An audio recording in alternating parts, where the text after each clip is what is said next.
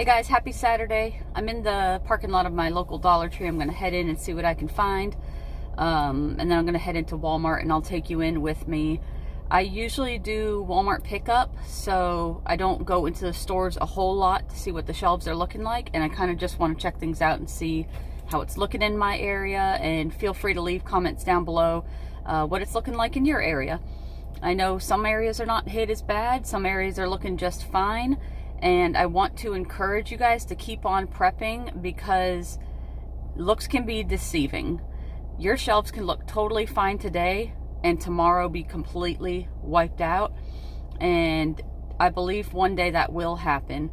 You know the hashtag empty shelves, you know who? There's a reason that the hashtag has come out and that it is circulating and becoming popular. And you know how old Kamala said, you know, Christmas is not going to be looking so good this year. Get your presents now. There's a reason that the mainstream is finally talking about these things. That means that they're giving you a warning. They always like to warn you, not in a friendly way, you know, like they're looking out for your best interest, but it's almost like a game they play. Like they're going to warn you what's going to happen before it happens. And just take heed to that, guys. Keep prepping, because we will, almost with 100% certainty, I can say that we will see major shortages, like catastrophic shortages. Those containers that are sitting off the shore of Los Angeles, they not only hold goods like toys and plastic, you know, junk from China, but they hold parts. They hold materials that everything we purchase needs or requires or goes into or is a part of. They hold key things that we will need, and we may not have seen the worst of it yet. Some people walk around and they're like, oh, the shelves are fine, but do not be deceived. We will see major shortages. I can almost guarantee that. I'm not trying to fearmonger, but if you are going throughout life in La La Land thinking everything's getting better, then you definitely are not living in reality. Things are not getting better. This whole thing is not ending. And just keep on stocking, guys. I'll show you what my shelves look like. Like I said, I'm going to head into here to the Dollar Tree first, and I will keep you posted. This really isn't bad at all for the canned vegetables. There's a couple holes, that bottom shelf. And then overall, not terrible. There's a little bit of empty spots in the tomato section here. And then the same here with all the Chef Boyardee type stuff. Kind of empty. I don't know if the tomatoes have anything to do with it. Moving here into your pasta sides, rice sides, a little empty. And then spaghetti sauces, there's a few holes there. I don't know what was on the bottom there. In the canned meat section, it kind of looks like, okay, it's okay, but then if you look over here, it kind of looks like they just took over an entire section with Vienna sausage. Like they ran out of other stuff and just filled it in with all that Vienna sausage. Spam's looking okay. The canned chicken is always kind of picked through. The tuna is just fine over there. The rice. Oh my gosh, the rice. Look at that. Did somebody give people the heads up to get beans and rice or something? Because that's crazy. The beans, not the greatest either. This is all the chicken broths, and then some like chicken noodle soup, that kind of thing. This area is pretty picked through. And a lot of them, it looks like there's a lot of soup, but they just kind of pulled the trays up to the front. Check out the sugar.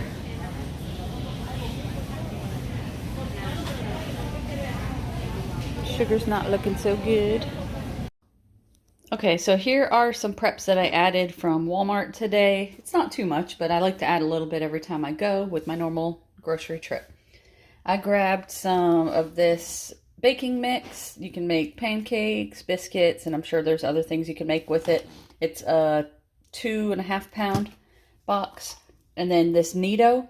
I only grabbed a small one, even though they had a ginormous one that was probably 4 times this size, for like $14, because I don't go through it all that often. This expires, or says it expires, April of 2022, so I didn't get the giant one.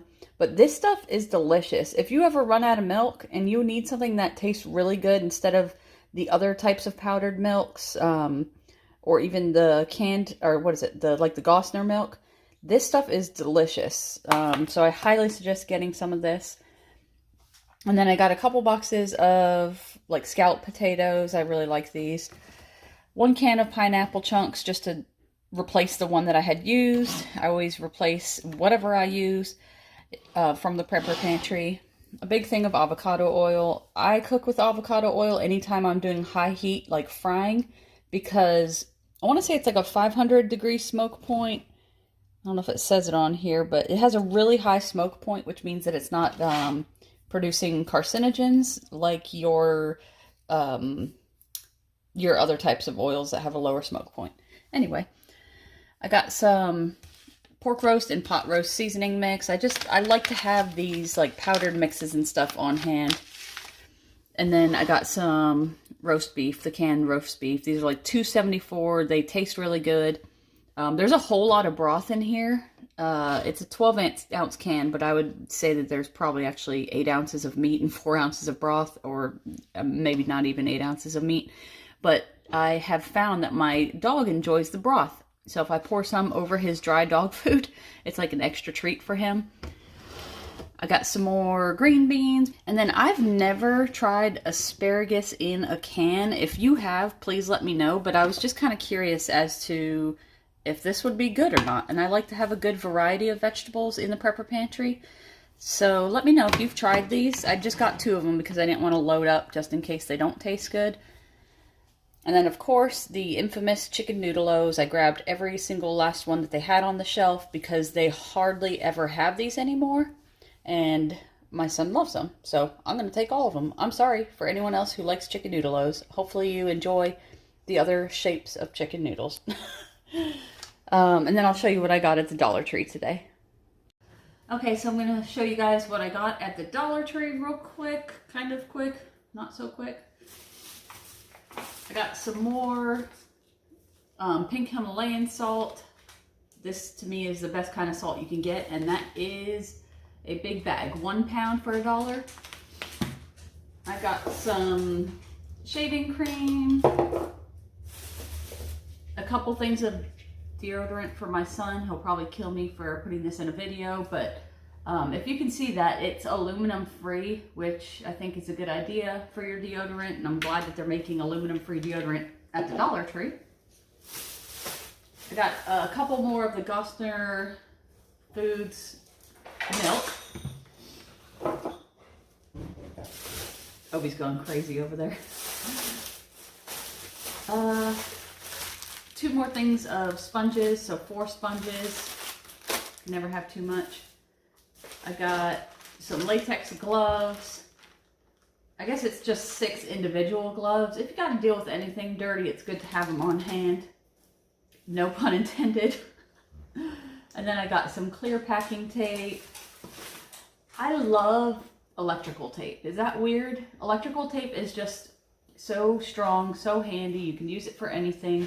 So I always like to grab some extra electrical tape. For some reason, I'm always going through it. I got some more tea light candles. This is a 20-pack, 20 for $1. I think that's a good deal. I got a shower curtain liner because I talked about this in my last video about water. These are super, super thin, like not very durable at all, but they're good to have on hand if you want to be able to collect rainwater. You can create some kind of system where it kind of like funnels down using a shower curtain liner. And then I got some tissues. This is all kind of like first aid and medical related here. Hydrocortisone cream. If you ever run into something that gives you like a rash, poison ivy, oak, any kind of like psoriasis or rash, and then triple antibiotic ointment. I actually was using this like crazy. I sliced my finger when I was trying to, I thought I was being like some bushcraft queen or something. And I sliced my finger pretty good with the hatchet. And so I went through a lot of that. I got a deadbolt, what do you call this? A padlock for my side gate over there. I realized that anybody who wanted to get into my side gate over there could just open it up, you know. And I don't want people to be able to get in my backyard. So I'm going to throw this on there. Just security, you know. And then I got this kind of flexible tape. This stuff is normally really expensive, so I grabbed a couple of them when I found them at the Dollar Tree. But just for, you know, securing bandages and that kind of thing, it sticks to itself, which is really helpful. So you don't need tape on top of it, and you can reuse it. You can wrap it up, undo it, replace the gauze, wrap it up again, and then some calamine lotion. I saw this at the Dollar Tree before, and I always thought, oh, that's kind of old school, like I'm never going to need calamine lotion, until I realized that I actually have poison ivy in my backyard. It's all gone now, but, you know, in case I were to be doing some yard work and I rubbed against that, calamine lotion. And then this is a big giant bag of candles. I think I got 2 greens and 1, 2, 3, 4, 5, like 8 white ones. So I got 10 more of these candles. Every time, almost every time I go to the Dollar Tree, I get more of these candles. Just in case, because I don't want to be in the dark if the grid goes down or if there's a power outage. In this bag, I got a couple things of aluminum foil. A friend of mine, a coworker, her husband is a truck driver, and apparently the word is going around between them that there's going to be an aluminum shortage. So aluminum foil, aluminum like Coke cans, anything that could possibly have aluminum or use aluminum. So if you need some foil, get some foil. I got a couple cans of this nacho cheese sauce. I have no idea if it's going to be good or not, but I could think of a couple things you could use it for. Maybe add some Rotel tomatoes to it, or just dip your chips in it. I just wanted to try it out. And then a couple more things of panko, because I'm always making like fried chicken with this panko for my son. And that's about it. So a lot of this stuff is everyday use. Some of it I consider prepper type items, but guys, just keep on stacking up, buying a little extra here and there when you can, because I think it's going to be paramount. The all-knowing Jen Psaki recently said that the reason we're having so many shortages is because you guys are buying too much. People are just shopping too much. We all have so much more disposable income now. That people are just, the consumers are buying. It's all your fault. That's why we're having these supply chain problems. And I don't believe that for a minute. We all know what the real reason is. And I don't think we've seen the worst of it. So keep on prepping, keep on stacking it to the rafters, or just getting what you can, because you don't want to be left without when things get really bad. I'll see you in the next video, guys. Thanks for tuning in again. If you are new here, please subscribe and check out my previous videos. And if you do, welcome to the family.